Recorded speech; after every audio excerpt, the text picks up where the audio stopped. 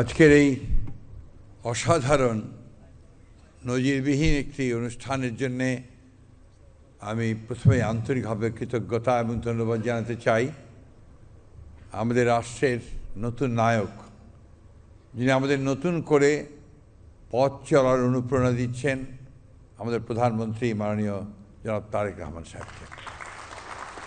আমি আজকে এখানে বক্তব্য রাখতে হবে এই জন্য প্রস্তুত ছিলাম না, কিন্তু অভূতপূর্ব এই অনুষ্ঠানে আমি সত্যি অভিভূত। আজকে প্রথমবারের মতো আমি দেখলাম যে আমরা যেগুলো চিন্তা করতাম, যেগুলো ভাবতাম, সেটা এখন বাস্তবায়িত হতে চলেছে। বিশেষ করে নির্বাচনের পূর্বে আমরা আমাদের নিজস্ব এলাকায় গিয়ে যে সমস্ত প্রতিশ্রুতিগুলো দিয়েছি, সেই প্রতিশ্রুতিগুলো এক মাসের মধ্যেই যে বাস্তবায়িত হতে পারে, এটা আমাদেরও অনেকের মনের মধ্যে বোধহয় সংশয় ছিল।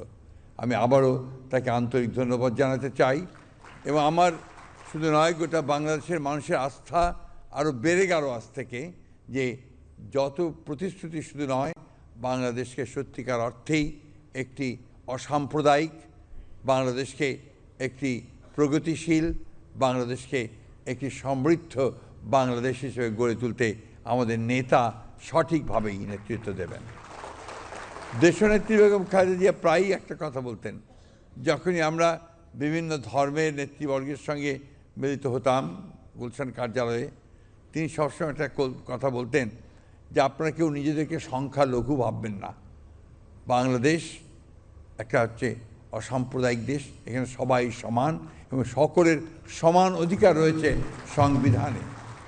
সেই সংবিধানকে সামনে রেখে আমাদের সামনের দিকে এগিয়ে যেতে হবে এবং যে পরিবর্তনগুলো আসবে, সেই পরিবর্তনগুলোকে যেন আমরা বাস্তবায়িত করতে পারি, সেই দিকে লক্ষ্য রাখতে হবে।